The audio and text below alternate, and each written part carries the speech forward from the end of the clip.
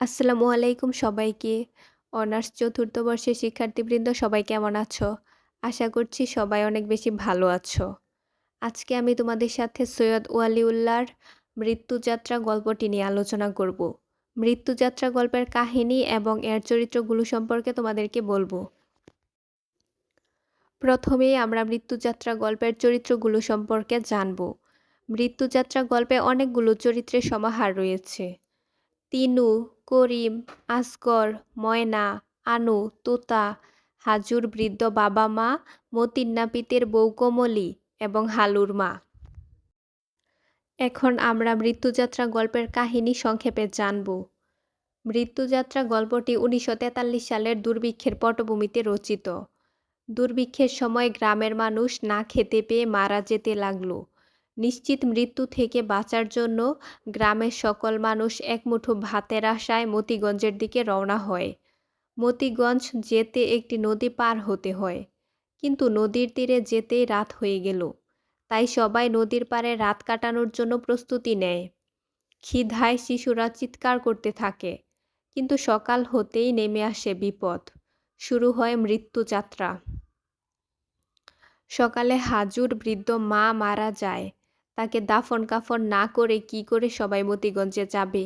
বিবেকের কাছে দায়বদ্ধ সবাই। কিন্তু কবর খোঁড়ার জন্য তাদের কাছে কোদাল বা শাবল কিছুই নেই। তাই হালুর মায়ের ঝুড়িতে থাকা দা দিয়ে কবর খোঁড়া শুরু করে তিনু এবং করিম। কিন্তু উপরের মাটিটা ঝুরু হলেও নিচের মাটি অনেক শক্ত ছিল। তাই তিনু ও করিম পাশের গায়ে যায় কোদাল সংগ্রহ করে আনতে, কিন্তু কেউ কোদাল দেয়নি। তাদের ফিরতে দেরি দেখে সবাই ভাবে তারা গায়ে গিয়ে খেতে বসেছে।